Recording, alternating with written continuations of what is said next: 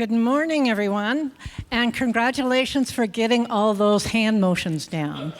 Did well. I'm Reverend Deborah Gay. It's my joy to be with you this morning. Reverend Kathy Ann is back from her trip to Portugal and getting ready to be with us again next Sunday. Today, we have a very special guest speaker. I'm so happy for you that we get to engage with Gregg Levoy. Thank you so much for being here.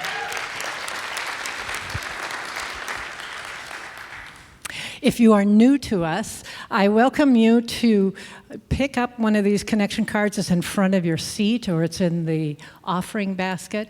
It is a way, if you'd like to become more engaged with us, to give us your contact information, particularly your email address.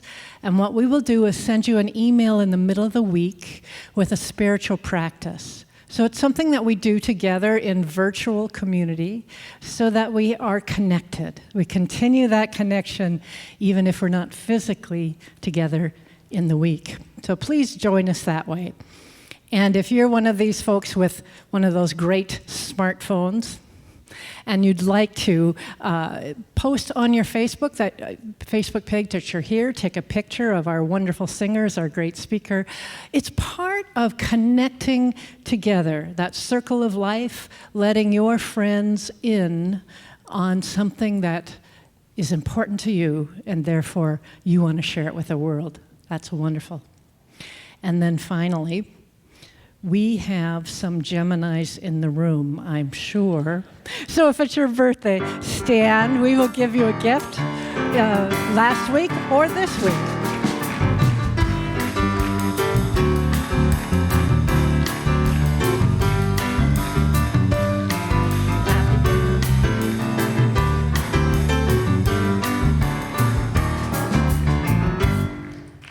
And I do not want to be accused of being a double dipper, so I did not take a second gift, but it was my birthday last week. Just a little plug. So it is my joy to open this service with you. We always do that through prayer. So I invite our wonderful musicians, Beverly and Garnet, to come up, joined by Lisa and Jennifer. It's that time to open the doorway of touching in with our divine inner spark. So I simply invite you to take a breath in. And we'll begin this prayer with music, and then Reverend Bob Calkins will bring us into the moment. Continuing in prayer, I invite you to go within. Quiet the mind as much as it will quiet, and pay attention to the silence within.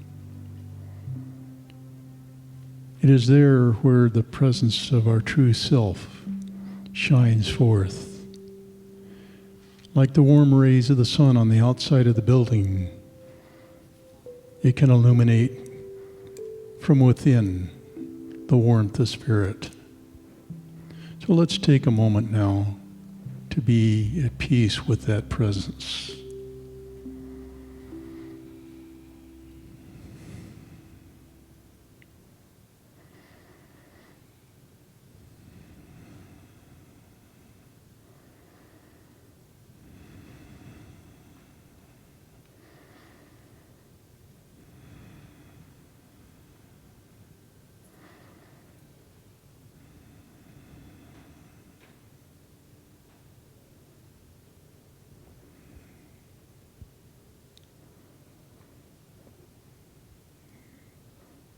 And coming back, let us remember from time to time to do this and kindle the passion that lies within. And so it is. Beautiful, beautiful song. Thank you, both Beverly and Garnet. And a beautiful way to begin this talk. So let me tell you a little bit about Gregg, just to set the scene for him. Now, at least for me, and I suspect for many of you, we were introduced to Gregg through his first book, Callings. Did some of you all find this? It's following an authentic life, following your calling. And I just want to mention, we are using this book for our book of the month, this upcoming month, and so Kathy Ann will be speaking from your book, Gregg, for the next 4 Sundays. But he's also written a new book. So this is called Vital Signs, and it's the nature and nurture of passion. So check out both of these. This is in the bookstore. Callings is in the bookstore. Vital Signs is in the lobby with Gregg today. So Gregg is a frequent speaker. He is on a tour now of many unity churches and many centers for spiritual living throughout the country. He's also speaking, he speaks to many groups, so Microsoft, to the American Counseling Association, to the National Conference on Aging. He is a frequent guest on our major media, so ABC, CNN, NPR, PBS. And I mention these because he is one of those people in our world that brings forth a national conversation. And so the conversation is on passion, on vitality, on being authentic. So he's been a professor in journalism. He's a columnist in major media, USA Today, New York Times Magazine, Washington Post, Psychology Today. But the invitation for us today is to join with him in a very important conversation. A conversation that touches each one of us, which is, why are we here? What brings us to life? Where have we gone dead inside? Where is it that's calling, life is calling forth, that you give of your own vital gifts? That is the conversation of today. And so let's welcome Gregg up with our big open CSL hearts to begin that conversation. Gregg.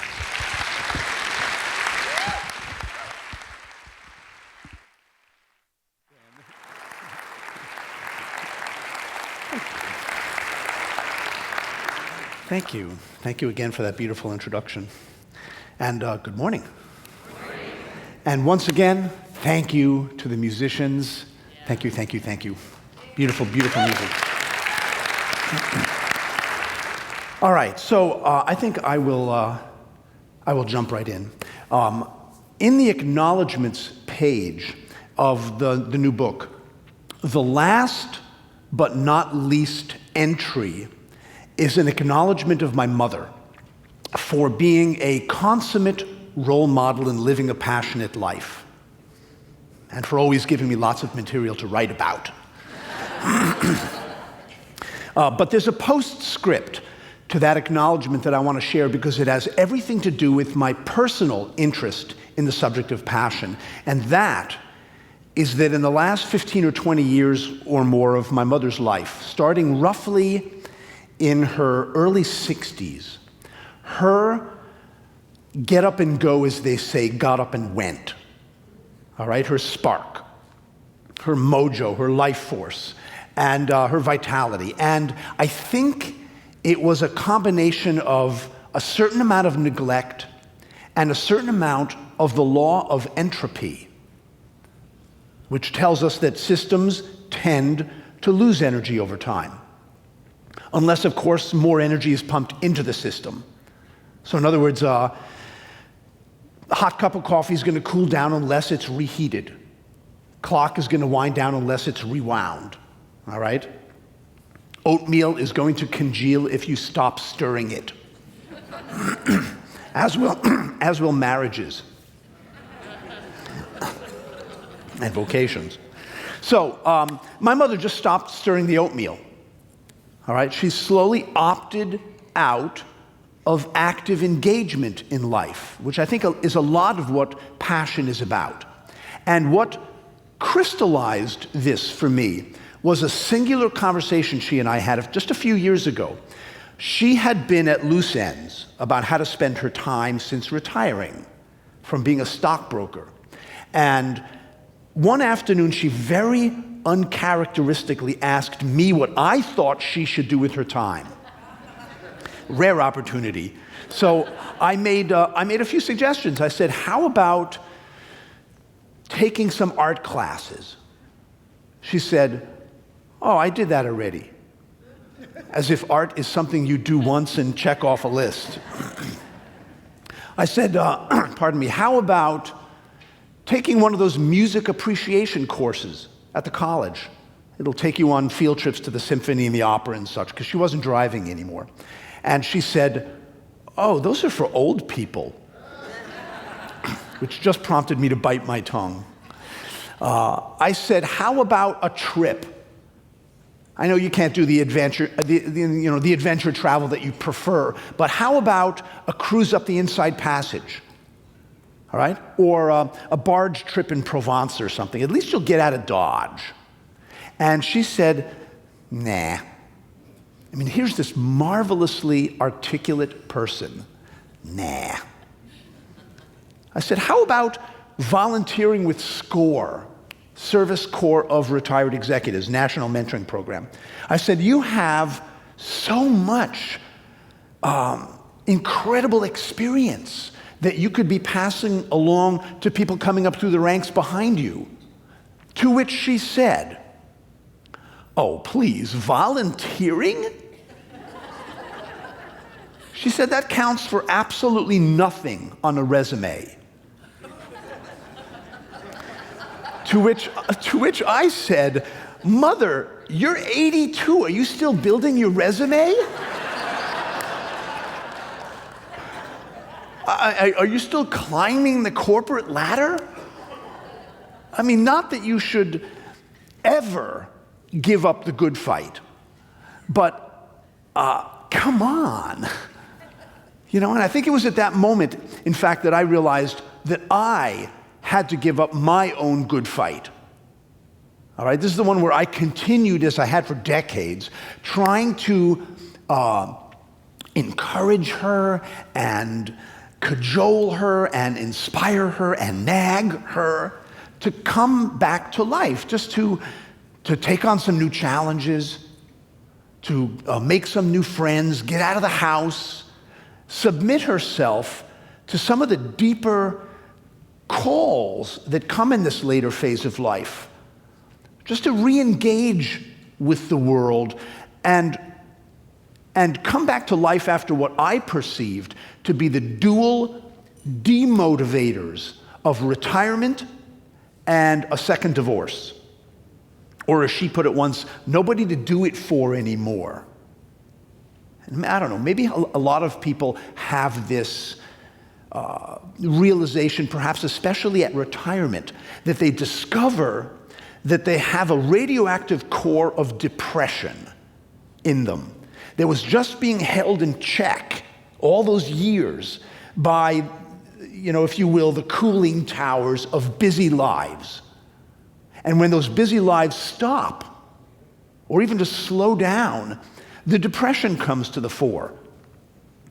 Maybe a lot of people have this realization.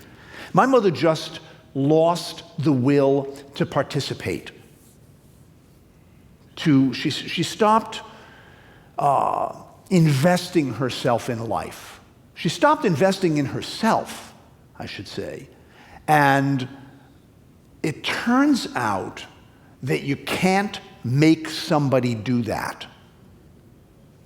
Even if you're Mr. Callings, your own mother's thrown your game all off. But I wondered, how does this happen, that people lose their appetite for being in the game? How does this happen that people, especially people with so much life force? And you have to understand, just a little context about my mother, help explain a little bit what happened to her. She was a force of nature. She was a dynamo. She was, in fact, one of the first women on Wall Street in the early 1960s. Me and my two brothers have our favorite photograph of her. Shows a picture of her with her graduating class at the F.I. DuPont School for Account Execs in New York. It's a picture of a sea of men in black and her in the front with a knee-length white dress with one foot in front of the other. You know how fashion models do it? Just queen bee stuff. But it says a lot about the kind of person you'd have to be to get into that position. All right? So she was an expert skier and a sculptor and published poet, piano player, memorized all of Chopin's etudes. Just one of these people, and mother of 3 boys. 4 if you include my father. Reader of the New York Times on cover to cover. So I wonder, how does that level of passion and engagement turn into dispassion? How does it turn into boredom and resignation and time being torn off the calendar unused? And of course, how do you stop the slide? So I know a few things now that I didn't back then. I know that passion comes and goes, all right? There's no such thing as a life of passion, any more than there's a perpetual motion object. It's a sine wave. It's got its seasons and it comes and goes. I also know that life is perfectly capable of knocking the stuffing out of people. Even strong people, with its demands, its endless demands and disappointments sometimes, and just mind-numbing routines. And if you're one of those people who's just trying to get by day to day to day, just keep your chin above water, maybe it's asking a lot to also kick up your heels. How many of you guys have seen the movie Dead Poets Society? Ring a bell? Wow, most of you. You'll recognize this. I actually heard somebody say this. She said, I have a Carpe Diem mug. And truthfully, at 6 a.m., it does not make me want to seize the day. It makes me want to slap a dead poet, is what she said.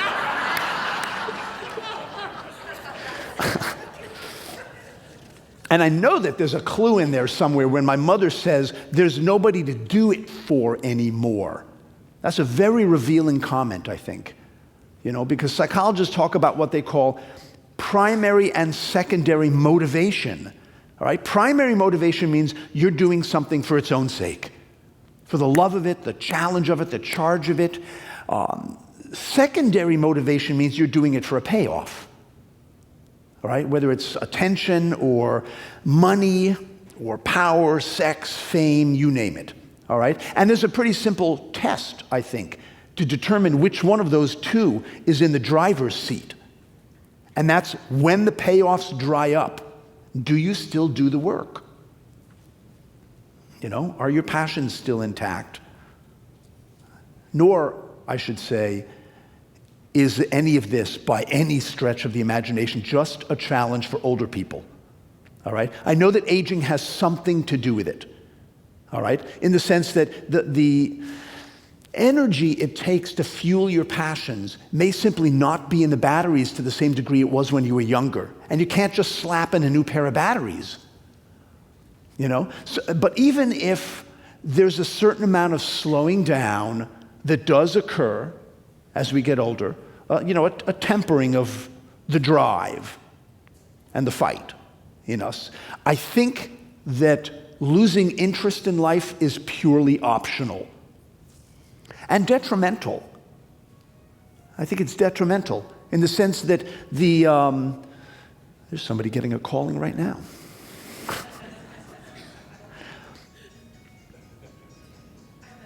Just waiting for the call to be responded to. I say that passion is a survival mechanism because I think that our attachment to life depends on our interest in it.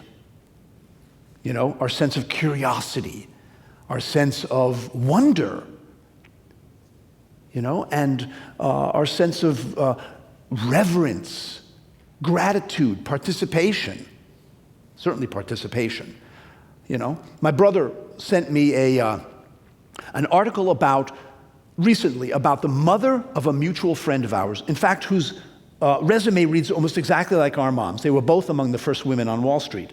And in explaining to the interviewer her strategy for staying engaged and committed to life, she said, you get up in the morning, you get out, and you stay active. Now, I know this is the stuff of cliche, but I think it explains a lot about why she is still in the game and going to work part-time in her mid-90s. And of course, sharp as a tack, you know? So clearly there is a correspondence between passion and productivity and success, if not longevity. I read what was it? It was Adam's book, Corner Office, all right, by a New York Times columnist named Adam Bryant. And he interviewed 700 CEOs around the country. And he asked them, what qualities do you see most often in people who succeed? And number one on their collective lists was passionate curiosity. I was fascinated by that. Passionate curiosity. Frankly, I think this is what my father was attempting to get at. In his favorite game to play with me and my two brothers while we were growing up, something he invented, he called it the alien game. Marvelous teaching tool. The way it worked is he was an alien from another planet, which we had suspected all along, frankly. And we were his guides on Earth. So we would go out into the neighborhood, into the city, down by the shore, and he would ask questions about the planet that he saw, and we had to try to explain it to him. All right? So he would say, what are the white formations that move through your atmosphere? And we'd say, okay. He'd say, what are they composed of? And we'd say, and then he'd say, how do they get up there and what holds them up? You know, and so the whole afternoon would go by while we Earthlings tried to figure this stuff out.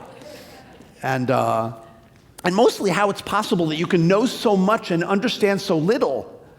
You know what I'm saying? You can live with something every day of your life and never come to understand its most basic properties. You know? Why do your fingers wrinkle in the bathtub? And why don't we know that by now? You know? How do spiders avoid getting caught up in their own webs? And what holds clouds up if water is heavier than air? You know, or living, you know, with someone every day of your life, I should say. Maybe never coming to understand our own most basic properties. But my point is that it is occasionally tragically easy to lose touch with our enthusiasms. Beautiful word, by the way. Entheos means the God within. You know, you can't do much better in finding an authentic and passionate life than to follow your enthusiasms. By definition, you're following God, by the way, literally. But in any arena, to lose our sense of passion, engagement, self-expression, authenticity, right? To lose our sense of wonder, our sense of wildness, our sense of adventure and novelty and discovery and self-expression, just to let them slide into disuse or get siphoned from you by, you name it, any number of the downward pulling forces of just day-to-day life on Earth, you know, stress, boredom, routine, responsibility, to say nothing of things like great recessions and living in a code orange world. I mean, it's no wonder a lot of people feel like battening their hatches. It's understandable. Frankly, I think sometimes that life is so full of deterrents to passion and self-expression that what we casually refer to as normal behavior is really a state of arrested development. It's just so prolific, you know, pervasive, we don't even notice it. I was in the The cemetery around the corner from my house, beautiful old cemetery, where, among other people, Thomas Wolfe is buried. Look homeward, angel.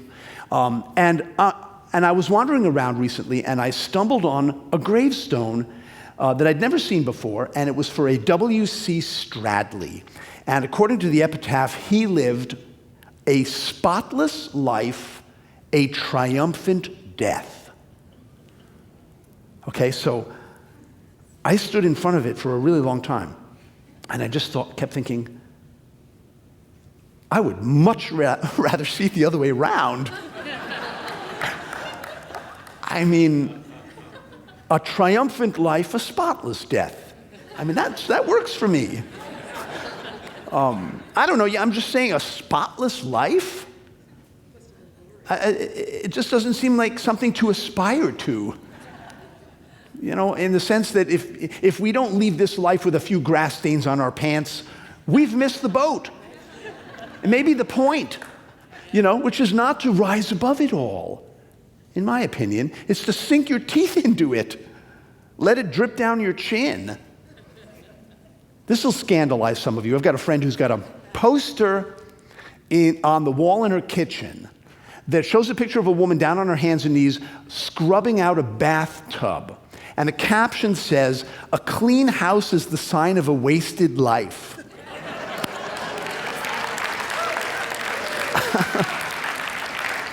Wow. In which case, I should be doing great. Yeah. The thing is that the human mind is an absolute, it's a hen house in there. You know what I mean? It's an absolute zoo of tactics for keeping a lid on your energies, our energies. I include myself in this. You know, for clamping a lid down on things and playing it safe. You know? I met a young guy in San Francisco a couple years ago at a place called the California Institute for Integral Studies. Some of you may know about this place. He came up to me after the presentation. He said that his whole life he has wanted to be a teacher and a public speaker, but that he had spent so many years, as he put it, biting my tongue, that he literally had a really pronounced scar on the tip of his tongue, like a big callus, from where he had apparently bitten it repeatedly. You know, there's so many ways that we find to bite our own tongues, you know? And I hear this a lot in the interviews that I've done, and just in hearing people talk. It's like they say to themselves, daring is for daredevils, thrill is for thrill seekers, adventure is for adventurers, you know, gambling is for gamblers. These are all descriptions of people who are not them. But my sense is that if we attempt to drain life of its thrill and play it safe, we are gambling with our lives anyway. We're taking the chance that we're not going to live to regret it. You know, just because you're safe doesn't mean you won't be sorry. You know, Clint Eastwood used to say, if you want a guarantee, buy a toaster. So, I've got a few suggestions for how to unbite ourselves, okay? The first one is that to understand that passion can be cultivated. This is not one from the either you've got it or you don't department, in my opinion. You know, it can be turned on as well as off. And I think that this cultivation happens most readily at the level of the gesture and the moment. You know, the decision, not the 5-year plan. You know, not the extreme makeover. I'm sitting around with some friends one evening recently, and one of them says, you know what the problem is? We're not outrageous enough. So I asked him what he would do if he was going to be more outrageous. And he thought for a moment, and then he reached up and he swept his hair from middle parted and slicked back to side-parted with a cowlick dangling over his forehead like this. I mean, just instantly transforming him from Richard to Ricardo. PhD to matinee idol. And he said, and this is the kicker, he said, I would come into work like this. So this is what I'm after is, this is the level at which I'm encouraging people to address these things. You know, to look for the subtlest manifestations of the urge to express yourself.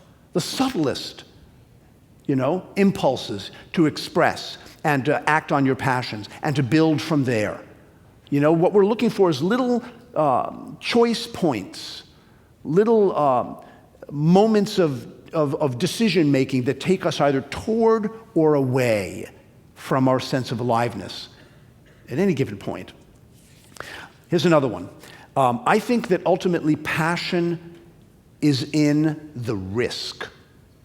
Passion is in the risk, in the willingness to step from the sidelines onto the playing field. All right, so the act of courage itself, even one bold step beyond the comfort zone will kickstart it. All right, there was a guy that I consulted with last year who said that he was convinced that he needed absolute clarity, is the way he put it, absolute clarity, before he would act on a certain passion of his, okay? And I suggested that maybe the clarity he seemed intent on finding, he was only going to find by taking action. And it kind of begs the question, which is the more heroic? Proceeding in the, waiting until you have absolute clarity to set off on your heroic journey, or doing so in the absence of absolute clarity. Which requires the greater courage? Right? So I'm just saying that any of you guys ever see a movie, by the way, called We Bought a Zoo? Does that ring a bell? So this is apparently based on a true story of a family that bought a zoo. And there's a scene in the movie version of this book where the protagonist, who's played by Matt Damon, says at one point to somebody, he says, all you need is 20 seconds of insane courage. And I promise you something great will come of it. In other words, the horse and cart equation is not necessarily that you figure out what your passions or your callings are and then begin taking risks on their behalf, but that by taking risks, by stepping past the comfort zone a bit, by making decisions, you begin to clarify what your passions are. All right? And by the way, risk is absolutely relative. This is not a comparison game. Risk is whatever scares you, okay? Whatever's capable of bringing some excitement into your life. It's not compared to anybody else. And it doesn't necessarily reflect the big scary stuff, like jumping out of airplanes or bungee jumping or traveling the world solo. All right, I think the ones that may be more important to us are much closer to home. Day-to-day stuff almost. Like, how about taking your jokes to open mic night? Right? Or how about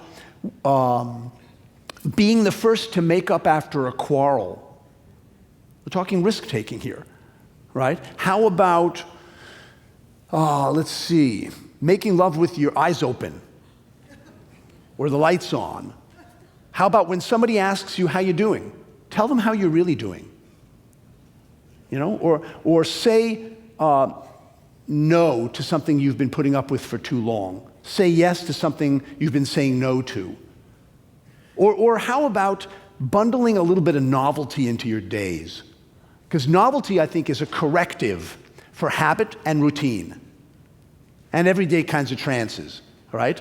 And I'm talking again, this is at the small steps approach, so you don't flip all the circuit breakers, okay? So get up on the other side of the bed than the one you always get up on.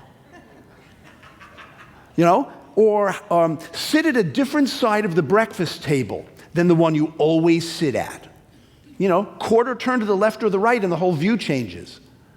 Drive to work a slightly different route than the one you always take. Order something other than your usual at the restaurant. Rearrange one piece of furniture in your house.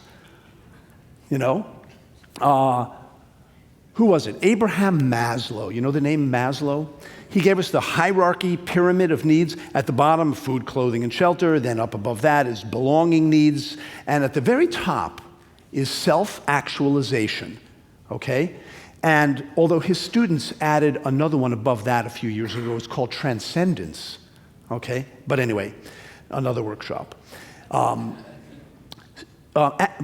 Maslow, who coined the term self-actualization, said that self-actualizing types are those who make the growth choice over the fear choice a dozen times a day.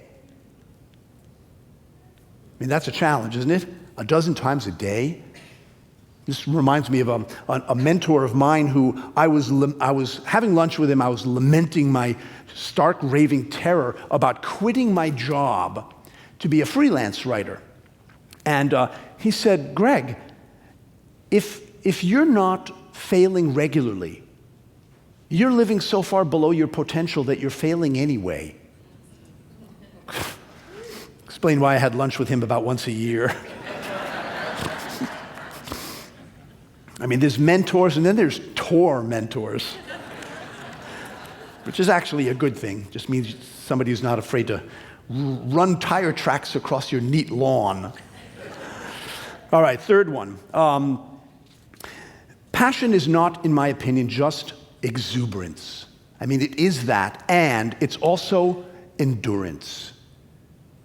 Okay? Sometimes shoulder to the wheel stamina and patience on the order of years. All right? I think that if your creative inspirations, or even your infatuations, are not balanced by good long hours at the workbench, they're just simply not going to come to fruition. That's my sense. You know Malcolm Gladwell, Mr. Tipping Point? He said, he calculated once, and this got a lot of press at the time, that mastery in any field of endeavor requires a minimum of 10,000 hours of dedicated practice. So here's the math on that. 90 minutes a day for 20 years. 90 minutes a day for 20 years, or some variation of that. You know? Now, unfortunately, no. So how many of you guys have ever, give you an example of this, how many of you have ever performed in a play? Okay? So out of, bless you, out of 100%, what percentage of your time was spent rehearsing compared to performing? Ballpark. 80-20? That sound about right? Somewhere in there? 90-10? You know? So I think it is largely passion that explains people's willingness to put up with that equation. You know? To practice the same lines or the same lyrics for thousands of hours for the chance to go public with it, what, a 10th of the time? 15th of the time? You know? I think of one of my heroes, Scheherazade. You know who that is? She's the queen whose stories make up all the Arabian Nights, one of my first set of stories that I fell in love with. And it took Scheherazade 1,001 nights. That's 3 years to turn the Sultan around. You know? So there it is, the stamina, the staying power. And I've got an acquaintance who told me once that he was arrested once at an anti-war sit-in and given a suspended sentence with 15 hours of community service. All right? And he said, the judge told me I could do any kind of service I wanted. So when they let me out, I went right back to the sit-in.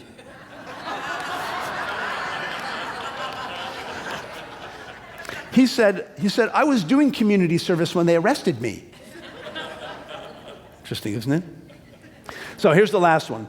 And I should add, too, that in terms of this endurance piece, unfortunately, we tend to think of passion as kind of an inherently unstable element. This is the reputation it kind of has. It's like you go to the periodic chart and you find passion and it says, prone to degrading quickly when exposed to familiarity or commitment. Unfortunately, it has that reputation. It's like we think of it like a booster rocket in the space program. It launches us into outer space, but once the orbit is reached, it falls away. But I don't genuinely believe that that's the inherent nature of passion, to do that. I think there are many kinds of it that are really about stamina. All right, here's the last one. If we lack passion in our own lives, for our own lives, our other relationships, I think, are going to be denied that energy. All right? Our partnerships, our children, our students, our colleagues, our communities, classrooms, corporations, congregations are going to be denied that energy. All right? So passion breeds passion, and disinterest breeds disinterest. And it starts with the one-on-one. That one person following their own passion can have a profound effect on the unfolding of other people's passions.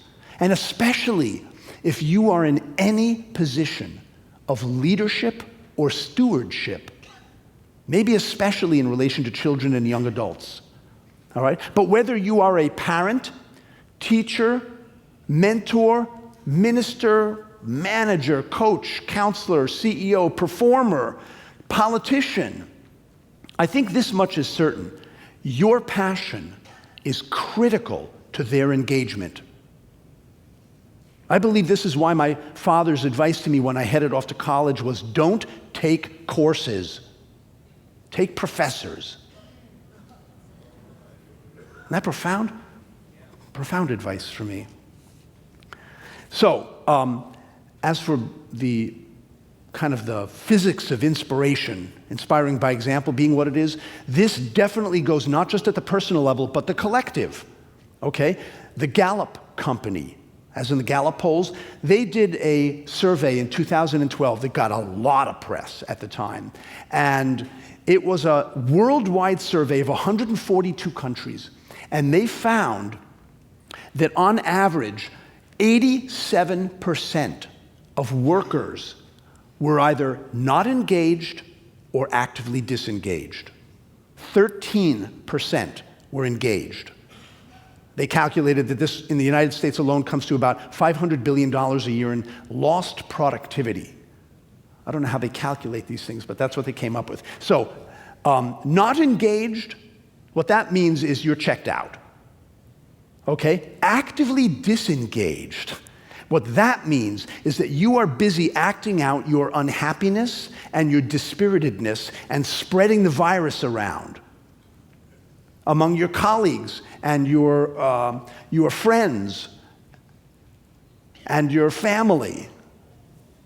Right? Here's how I heard a business columnist analogize the Gallup poll. He said it's like this: you're part of a rowing team out on a river. What it means is that one of those team members is rowing his or her heart out. 5 of them are just taking in the scenery. And 2 of them are actively trying to sink the boat. That's what, and I think is a good metaphor for it. And it's interesting to me that there was not a category in that Gallup poll for actively engaged, i.e. passionate. I don't know, there's not enough people in this category to make it statistically significant? I mean, that would be significant in itself. So I'm going to wind up with this little story, a beautiful story that I ran across from a Colombian novelist named Gabriel Garcia Marquez, all right? Some of you may know him from 100 Years of Solitude, some other novels. This is the story. He describes a man who is trying to solve the world's problems, okay? When his little boy comes running into the study and asks if he can help. And he's touched by the boy's concern, but he's impatient to get on with it, All right? So he takes a map of the world and he rips it into little tiny pieces and he hands it to the boy. And he says, here, you can help by piecing the world back together. Boy, of course, has no conception of what the world looks like, but he takes this stack of shreds off to his room. 2 days later, he comes running back in. He says, Father, I've put the world back together. And in fact, all the shreds have been very meticulously taped back together. And the father is stunned. He says, how did you do that? And the little boy says, well, on the back of the paper was a picture of a person. I put the person back together and then turned it over and the world was back together. Thank you guys so much. Thank you. Thank you, thank you, thank you, thank you.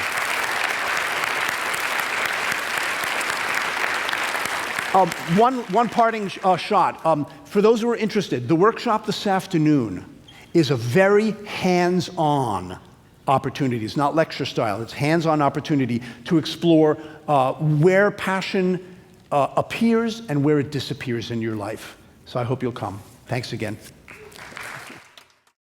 Thank you. What a beautiful song. That is a prayer. It's in the 5-step treatment format of Science of Mind prayer. So if you are ever seeking a prayer, play that song. Thank you. And Beverly and Garnet have their CDs out in the lobby. So thank you, Gregg, for lovely, lovely service. Appreciate it. And as he said, his workshop starts at 1:30 this afternoon upstairs. If you'd like to register for it, just go to the registration desk. And the food truck is here. So you can go out and have some great food and then go and spend the afternoon with Gregg. Let me tell you a few more things. We are beginning this summer connection circles. Do some of you remember connection circles from a previous iteration? We're bringing them back. What they are, there are circles of 10, 12 people, either meeting in each other's homes or coming here on Wednesday night. We're taking a summer break on the Wednesday service, so we're replacing them with the circles. So you can find out more about that on the table just out of the double-sided doors. So if you'd like to be a host, have one in your home, actually lead a circle, we have training for that. Or if you'd like to be in a circle, all of that will happen in the months of July and August. So I encourage you to check that out. Now, 2 things about what's happening next Sunday. We're having our quarterly tune-ups. These are the gifts that our spiritual counselors, called practitioners, do. They're 15 to 20-minute private sessions that are done on a donation basis. So you can sign up for them right now, anytime between 10:30 and 2:30 next Sunday. Check out what having a session with a practitioner is like to lift you into your next step of your life. And finally, next Sunday also is what we call a community conversation. So it's a conversation with our board members, with our senior staff members, and you. So come again after second service next Sunday for a conversation. The topic is ways CSL can be discovered by more folks. So a good conversation to have with each other. I now invite our ushers to come forward and join me. And at this moment, say hi to all of the folks that are watching us online. It is amazing to me. Hundreds of people watch this service throughout the week. And so it is a wonderful thing to mention to people that you know that maybe can't get here on a Sunday. We're always available online. So I ask you to bring out your financial support to the center. Hold it in your hand. Hold your hand to your heart if that feels good for you. It is a metaphor, a way of connecting with that inner spark, that divine self that is within each of us. And so in taking a breath together, let us enter into this divine center of our center, this place where we know that we are connected with all of life, that we are each such unique and perfect individual aspects of life. And yet we are part of this greater wholeness of life itself, of a life that is moving through each of us so that it may manifest something uniquely perfect for your life. And so this morning has been an opportunity to remember again that truth and to take the next step that is ours to take this day. And so I simply join you in the gratitude for coming together in this kind of a spiritual community, of saying yes to this greater good, and knowing that the Center for Spiritual Living itself is growing and expanding into its greater good. And so I ask you to join me in knowing this by simply saying, and so it is.